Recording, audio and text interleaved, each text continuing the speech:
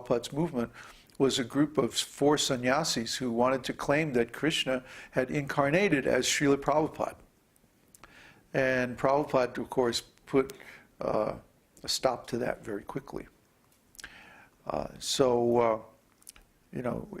not a good thing to speculate or guess about who is the incarnation of the Lord. We have to take it from the scriptures. Then everything will be very clear, and we won't have this particular anartha of being an illusion about who is the supreme absolute truth. The next anartha, class of anarthas among the Svarupa Brahma, is called Sadhya Sadhana Tattva Brahma. Illusion about sadhana bhakti, the means of spiritual perfection, and sadhya, the object to be obtained by such sadhana, or in other words, prema bhakti. Now this is a very common anartha. It's very common because, as we have discussed many times, most devotees do not have an adequate, clear, or perfect or complete understanding of the process of sadhana bhakti itself. That's why we're presenting this whole series. That's exactly why we're presenting it. Because most devotees have not studied the nectar of devotion carefully, have not understood the different steps in the process of sadhana bhakti, have not understood the offenses, and as a result they're not so careful about committing them, leading to fall down and so on like that. And of course they really don't understand these anarthas, therefore they have not been able to get beyond the stage of anartha nivritti. See? This is an epidemic among devotees, that because of misunderstanding the process, they have not been able to get beyond a certain stage. And that stage is exactly anartha nivritti.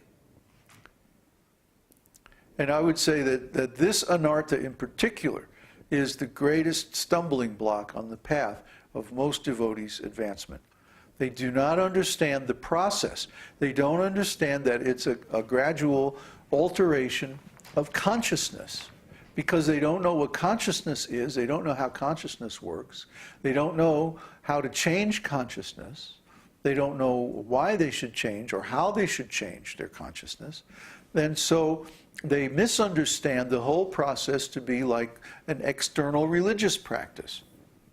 Oh, you just go to the temple, shave your head, put on funny clothes, dance around, jump around a lot, and follow the external rituals, and then you're a devotee. No, that is the smallest part of being a devotee. The biggest part of being a devotee is internal. Consciousness, Krishna consciousness. We're going to keep reminding you until you get it. It's not an external process, it's a process of consciousness. So you have to know what consciousness is and how to work with consciousness. Otherwise the whole thing is meaningless. So the sadhana tattva Brahma is one part, but then the sadhya tattva Brahma is the other part. What is the objective? The means is the sadhana. The objective is the sadhya. So we must be clear about the objective of devotional service. Or why are we doing all these activities? Just to get some pious activities? Just to overcome our material problems? Just to get some mystic powers? Or just to become one with God? Why are we doing all this sadhana? None of the above. The purpose of our sadhana is to develop love. Love of Krishna. Ecstatic love. Prema. Pure love. Not contaminated by any material consideration or quality. That's prema. Prema bhakti. Pure devotional service. That's the actual sadhya, the actual aim of this process.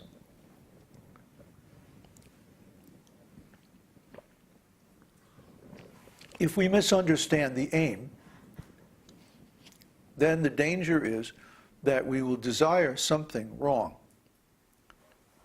Just like last night we were talking about how devotional service is a desire tree. Whatever we desire, if we approach Krishna through devotional service, Krishna will give us that desire. And if we desire something other than prema bhakti, we'll get that, but we won't get prema. The example is Dhruva Maharaj. Dhruva Maharaj was cheated out of his father's kingdom. And so he decided to approach the Lord for relief. So he sat down and he started doing sadhana with the desire. Of course, he was only a five-year-old boy. So what can you expect? But still, he sat down with the desire to attain his father's kingdom. And he performed devotional service, and he finally saw the Lord face to face. So then the Lord said, I give you the benediction that you will attain your father's kingdom. And he said, no, actually I don't want that. I thought in the beginning that was a good idea. But now seeing you, that seems like just ordinary stones next to a valuable jewel. So I don't want this anymore. I just want you. I want your devotional service. And the Lord informed Dhruva Maharaj, well, you sat down and you did devotional service with this strong desire. So I have to award the result. I have to award this benediction because that's what you asked for while doing the process of devotional service. You see? The process of devotional service is infallible. So whatever you ask for, you will get. The trick is not to ask for something that's impermanent. Not to ask for something material, but to ask for the highest thing, which is pure love of Krishna, pure devotional service, prema bhakti. We have to have this concept firmly in mind. When we sit down to chant, when we do different kinds of service, when we preach especially, we have to have in mind that the goal, the sadhya, is prema bhakti and not anything else. To the extent that we deviate from this, we cheat ourselves and we cheat the people that we're preaching to by giving them some wrong conception of devotional service. So this is if we do this, this is an anartha. Finally, Maya Tattva Brahma. Illusion about the Lord's external energy, Maya. And what is the illusion about that? Well, there's so many illusions we can have about it. First of all, we can think that it's very nice. Maya is not very nice. Because Maya is temporary, or at least the manifestation of Maya. Maya herself is eternal, because all the Lord's potencies are completely spiritual. So the potency of Maya, the external energy, is eternal and spiritual, but the manifestation of Maya is temporary and material. So we don't want this. We want the Lord's internal energy. Yoga Maya. The external energy is Mahamaya, the great illusion. The internal energy is Yoga Maya, or illusion in relationship with the Lord. Now, why is it called illusion? Because in the relationship in the spiritual world, the Lord becomes the master, or he becomes the friend, or the son, or the lover of the devotee. Now, is the Lord actually the son or lover of the devotee? No. The Lord is the Supreme Personality of Godhead at all times. But out of love for his devotee, he assumes the role of the devotee's friend, lover, son, and so on. You see? So this is an illusion.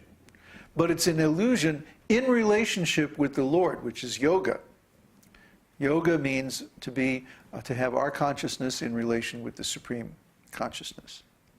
So when we are in relationship with the Lord, this is yoga. Yoga Maya. In a sense, it's an illusion, but because it's eternal, it's real. So that's the kind of relationship we want, not Mahamaya relationship. Mahamaya always means temporary. We don't want that kind of relationship. So if we think that the external energy is very nice, that is an anartha, because it's going to lead to our falling down. Yeah.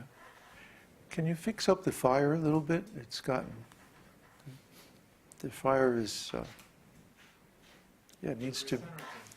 Yeah. Thank you.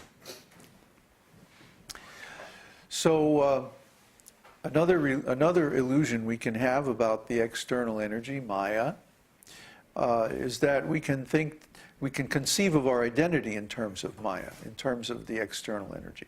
And this would be that, it's